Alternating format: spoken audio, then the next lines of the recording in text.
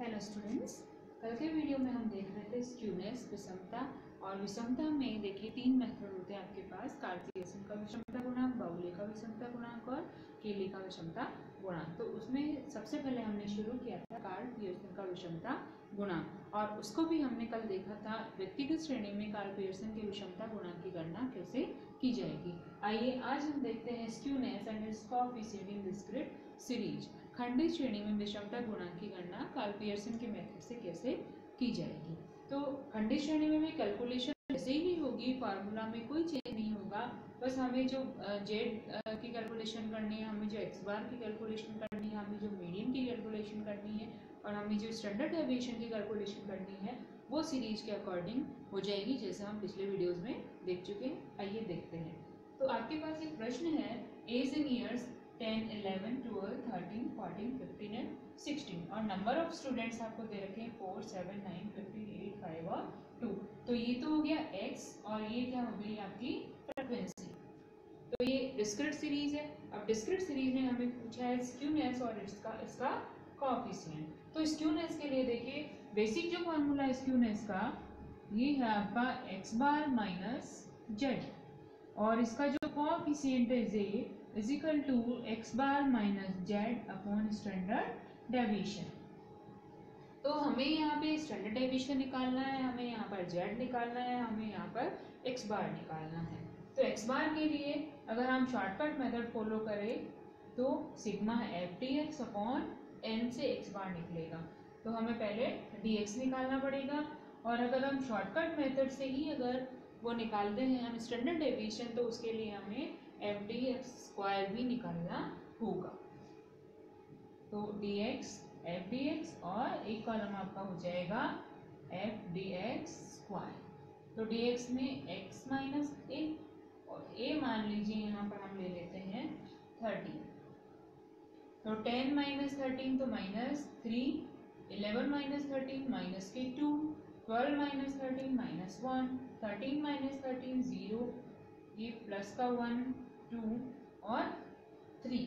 अब F d x कर देंगे तो ये इसको किया मल्टीप्लाई, तो माइनस 12 माइनस के 14 माइनस के 9 0 8, ये 10 और ये 6 हो गया।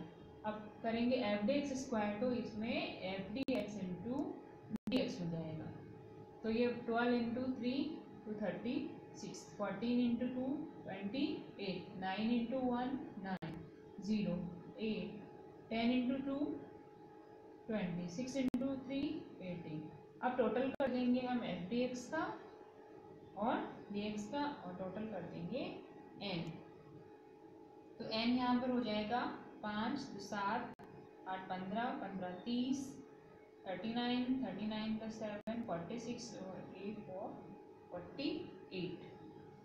ये आपका हो गया टोटल एन का 4, 7, 9, 15। तो ये 48 की जगह कितना हो गया, ये टोटल आपका 50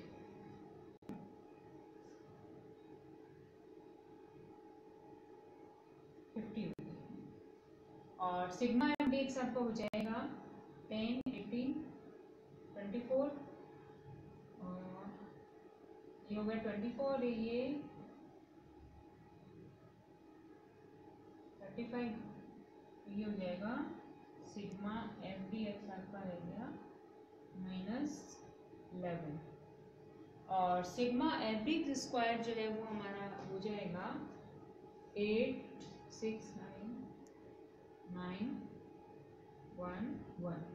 तो sigma f d x square हमारा हो गया 119। अब एक्स बार निकालना है सबसे पहले। तो एक्स बार के लिए यहाँ पे आपने कल्पित माध्य लिया है, अज्यूम्ड मीन लिया है। तो x bar is equal to a plus sigma f d x upon n. तो ए हमारा 13 है, सिग्मा एफ डी एक्स हमारा -11 है, एन हमारा 50 है। तो 13 और 11 को -11 को अगर हम 50 से डिवाइड करेंगे तो ये अपना आंसर आएगा 13 और -11 अपॉन 50। इसमें हमारा एक्स बार जो निकलेगा वो आ गया 12.78। और अब हमें क्या चाहिए, x बार आ गया, z चाहिए। तो z देखो फ्रीक्वेंसी आपको दी हुई है, अगर फ्रीक्वेंसी जिस डिस्क्रीट सीरीज में हम z कैसे निकालते हैं, जिस वैल्यू की फ्रीक्वेंसी सबसे ज़्यादा है वही वैल्यू क्या हो जाएगा, बहुलक। तो यहाँ पे सबसे ज़्यादा फ्रीक्वेंसी कितनी है, 15, तो बहुलक जो है z जो है वो कितना हो जाएगा, 30, तो z हो गया 30। फिर हमें चाहिए स्टैंडर्ड डेविएशन। तो स्टैंडर्ड डेविएशन के लिए आपके पास फॉर्मूला है, अगर हम शॉर्टकट मेथड से हमने सॉल्व किया है तो sigma f d x square upon n minus sigma f d x upon n का होल स्क्वायर। तो ये आपका हो जाएगा sigma f d x square 119, n हमारा 50 माइनस 11.50 और उसका होल स्क्वायर। तो इसको अगर हम सॉल्व करेंगे तो हमारा जो स्टैंडर्ड डेविएशन है उसकी वैल्यू आएगी 1.527। अब इसको आपको फॉर्मूले में वैल्यू को पुट करना है। आपसे स्क्यूनेस पूछिए तो स्क्यूनेस में हमारा x आया था 12.78 और z आया था 30, तो ये आ जाएगा 0.22 माइनस के स्क्यूनेस। तो और j हमारा अगर निकालते हैं तो 12.78 माइनस 30 और अपॉन स्टैंडर्ड डेविएशन है 1.527, तो ये माइनस 0.22 और उसको डिवाइड कर देंगे 1.527 से, तो ये आंसर आपका आ जाएगा। तो इस तरीके से खंडित श्रेणी जो है उसमें हमें स्क्यूनेस की गणना करनी है। केवल आपको फॉर्मूला ध्यान रखना है, बाकी एक्स बार जेड और मीडियन है, स्टैंडर्ड डेविएशन, उनकी कैलकुलेशन वैसे ही होगी जैसे हमने पिछले वीडियोस में देखा था। अब अगर यही प्रश्न आपका डिस्क्रीट सीरीज का न होकर कंटिन्यूअस सीरीज का होता तो क्या चेंज होता, बाकी फॉर्मेट जो है एज इट इज रहेगा, एज इट इज कैलकुलेशन रहेगी।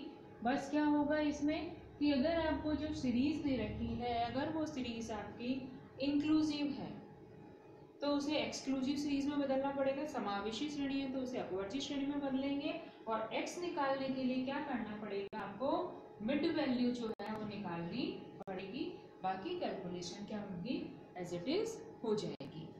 तो ये तो है कार्ल पियर्सन का विषमता गुणांक। अब दूसरा मेथड आता है हमारे पास इसके लिए, कार्ल पियर्सन का विषमता गुणांक है जो ये तो आधारित है मध्यिका, माध्य, बहुलक, मतलब केंद्रीय प्रवृत्ति की जो माप है उन पर आधारित है और प्रमाप विचलन पर। और अगर बाउले का विषमता गुणांक की बात करें तो बाउले का विषमता गुणांक जो है वो आधारित है मध्यिका और चतुर्थकों पर। तो बाउले का विषमता गुणांक हम कैसे निकालेंगे, बाउले की विषमता को कहा डिनोट करेंगे एस के क्यू से, और ये होगा Q3 plus Q1 minus 2n, और इसका जो कोएफिशिएंट होगा बाउले के अनुसार ये होगा Q3 plus Q1 minus 2n upon Q3 minus Q1। तो इसमें क्या होगा, मीडियन की कैलकुलेशन करनी है हमें, और Q3 थर्ड तीसरा चतुर्थक और पहले चतुर्थक की कैलकुलेशन हमें करनी पड़ेगी। तो मीडियन और चतुर्थकों की गणना के लिए सबसे पहले हमें क्या करना पड़ता है, जो सीरीज आपको दी हुई है उसको अरेंज करना पड़ेगा असेंडिंग और डिसेंडिंग ऑर्डर में। अब इसमें क्या होगा कि अगर इन दोनों चतुर्थकों का मूल्य मध्यिका के दुगुनों से ज्यादा है तब तो आ जाएगी पॉजिटिव स्क्यूनेस, धनात्मक विषमता, और अगर इनका दुगुना ये जो है Q3 और Q1 का योग जो है वो मध्यिका के दुगुने से कम है तो आपकी आ जाएगी नेगेटिव स्क्यूनेस। ठीक है, तो एक प्रश्न हम देखते हैं, इस तरीके से हमें कैलकुलेशन करनी है। सबसे पहले देखते हैं इंडिविजुअल सीरीज में। तो एक प्रश्न दिया हुआ है कि दो वर्ग आपको दिए हुए हैं और आपसे पूछा गया है कि निम्न दो वर्गों में से कौन सा वर्ग अधिक विषम है, ये प्रश्न है। और वर्ग आपको दिए हुए हैं, स्क्यूनेस पूछिए x और y। x में वैल्यू दी हुई है 24, 23, 24, 21, 19, 22 और 23। और y में वैल्यूज दी हुई हमें 17, 16, 14, 15, 14 और वापस 14। तो ये प्रश्न आपको दिया हुआ है और ये पूछा है कि कौन सा वर्ग जो है वो अधिक विषम है, मोस्ट क्यूब जो है वो कौन सा वर्ग है, कौन सी क्लास है। तो इसके लिए देखिए, हम अगर बाहुल्य के विषमता गुणांक से हम कैलकुलेट करें तो हमें क्या चाहिए, मीडियन चाहिए, क्वार्टाइल 3 की कैलकुलेशन करनी होगी और क्वार्टाइल 1 की कैलकुलेशन हमें करनी होगी। तो पहले हम एक्स ग्रुप का लेते हैं। तो सबसे पहले देखिए, मीडियन और क्वार्टाइल के लिए आपको क्या करना पड़ेगा, जो सीरीज आपको दे रखी है उसको अरेंज करना पड़ेगा। तो एक्स वाली सीरीज को अगर हम अरेंज करें तो असेंडिंग ऑर्डर में अगर अरेंज करें तो सबसे छोटी वैल्यू है 19, फिर 21, फिर 22, फिर वापस 23 है, फिर 23 है, फिर 24 है और वापस 24 है। 19 हो गया, 21 हो गया, फिर 22, फिर 23 और 23, 24, 24। तो इसमें सबसे पहले तो हम क्या निकालेंगे, मीडियन।